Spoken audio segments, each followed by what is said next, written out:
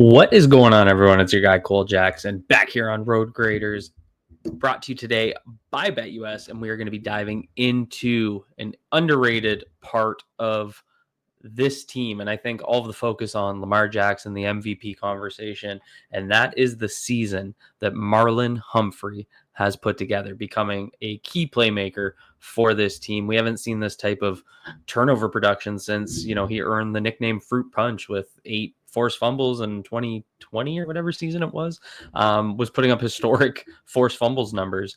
And, ever since then, it's obviously Marlon's been a lockdown corner, but hasn't been the turnover machine. So I want to take a look at what he's done this year and why I mean, like, if you take a look at the betting odds, it doesn't even look like he's in the conversation, which I think is a bit of a joke. And a lot of that's probably linked to the Ravens defense struggling for so much. But when you look at the impact of these plays, and that's my argument, the impact of the plays Marlon Humphrey has made, the moments they've come in, how they've turned the momentum in these games, especially in division games, I think it puts his name in the conversation. So I want to break it down with you guys. Before we jump into it, BetUS is your go-to for sports betting. Special promotion on right now. You can use promo code YouTube150. You'll get 150% sign-up bonus when you go over there and use that. More money in your pocket, bigger bets. So I'm going to give a lot of context as I go through these plays because it's very critical to kind of understanding the impact Marlon Humphrey has made. And so we're going to start at the big one, obviously, on Saturday night with right after the Lamar Jackson interception. A couple plays happen, and at this point it's 24-17. So this is looking like the classic Steelers drive that ties up the game and just completely changes this game.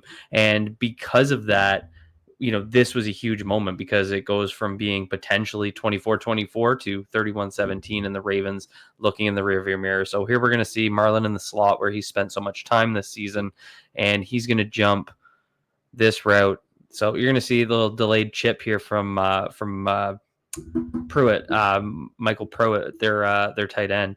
And so just a bad decision by Russell Wilson, but also just phenomenal play and read. So you're going to see right here, Pruitt's going to stay in, pin, and then release, classic play action, tight end, just a pin, and then Marlon Humphrey is just going to stick on him. Ravens are in man coverage, so that was Marlon's guy. As that ball comes out, Marlon just steps in and grabs it. And yes, I do like David Ajabo's right there, but David Ajabo ain't right back there where he's pointing that ball. I love the taunt. I don't care if it was a taunt. I think he was trying to avoid a fine, but critical moment, completely changes this game. Like I said, it goes from potentially being a drive where it could be 24-24 to it's 31-17, and the Ravens are now in the driver's seat. Huge divisional game, clinches a playoff spot, keeps them in the race for the AFC North. All made by Marlon Humphrey. Obviously, the offense had a hell of a game too, but that was the key pivotal moment after an interception, just critical. Now we get into another divisional game earlier, week 5, here we are, and another pivotal moment. Out of the halftime of this game, this is the one where the Ravens came back, won 41-38. The Ravens and Bengals exchanged 6 straight touchdown drives. So it was just touchdown after touchdown. And here we were looking at another potential touchdown. It was 38-35 for Cincinnati at this point.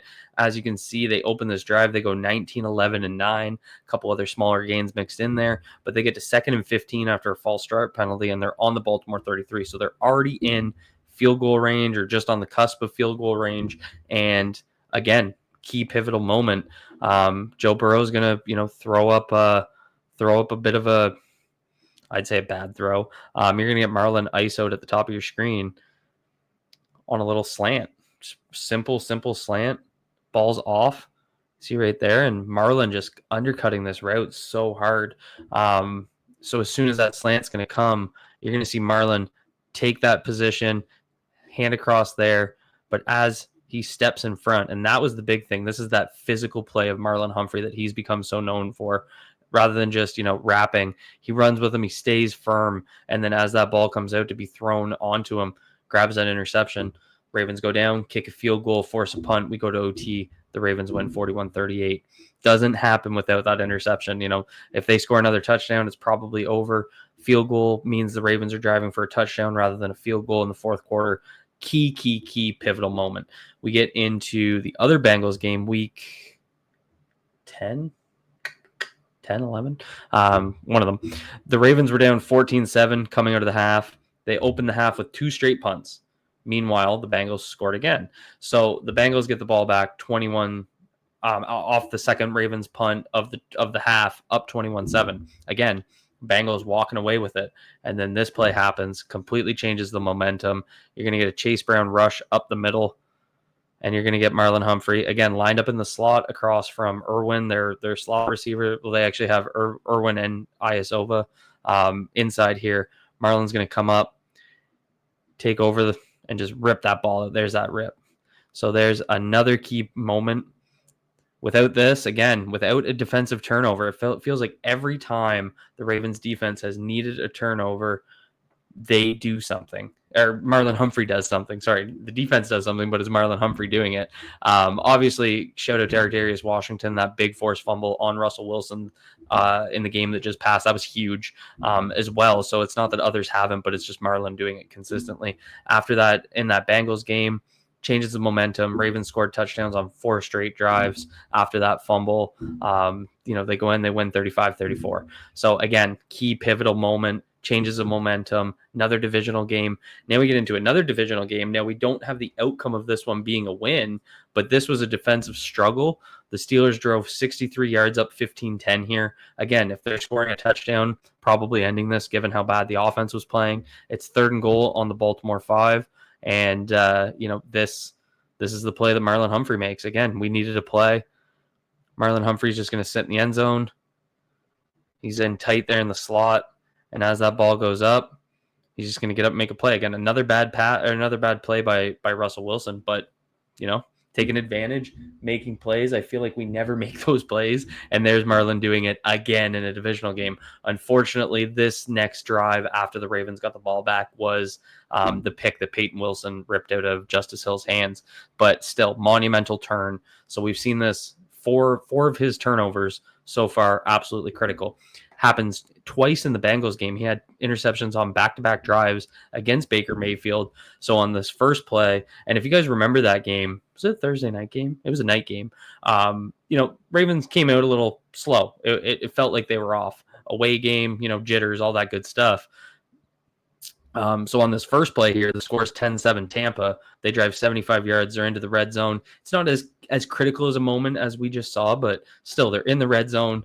If you're looking at it 17-7, but Marlon Humphrey's very similar to that play we just saw, the awareness he has of being in the end zone. And this one even better because you're going to see as this play starts, Marlon's going to be in zone. He's going to pick up, I think that's Ryan Miller on the Bucks right here at the goal line at the bottom right of your screen. And you can see right here at the top of the end zone, that player who I can't see because we're not zoomed in, he just sneaks away. Easy touchdown throw here. Baker Mayfield sees it a little late. Marlon jumps it in zone. Interception. Completely changes that moment. We get the Ravens score on the next drive, so now it's 14-10. So rather than being 17-7, 14-10, completely changes it. 3 minutes left in the second half. Marlon gets the second pick, and then the Ravens went and kicked a field goal. So they go from potentially 17-7. They go into halftime up 17-10, and that's off the 2 interceptions. And this is going to be the second one. Again, another bad play, just in zone coverage. Baker's going to throw that out. Marlon gets up for this. I thought that was a bad throw, kind of into double coverage, but you know what? Marlon goes up, and in a season where it feels like we drop every interception opportunity we get, he makes that play, and that's really what's critical to me. And then here we go.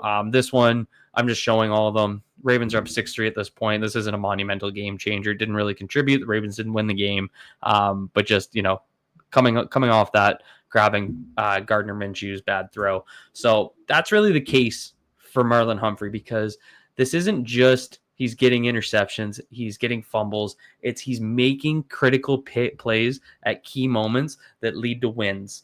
And that, to me, is what a defensive player does. That's clutch playmaking. I can't remember the last time we had one guy making clutch plays like that. Goes back to the Ed and Ray days, realistically. So, drop a comment down below. Let me know what you guys think. Am I crazy? Is this defense too bad to have a defensive player of the year, even though they have been really good since week 10? They're actually, since week 10, they're first in the NFL in EPA pass defense EPA. After starting the first 10 weeks, they were 28th. So complete turnaround. I mean, you guys have seen it. Defense playing a lot better. Not the elite unit they were last year, but went from being very poor, especially in the secondary, to being really strong. A lot of that's moving Kyle Hamilton back, but it's also Marlon Humphrey being able to lock guys down, especially in the slot. So drop a comment down below. Let me know what you guys think. Hit that like button if you enjoyed this breakdown. Hit subscribe if you're new here. And thank you to BetUS for sponsoring this video.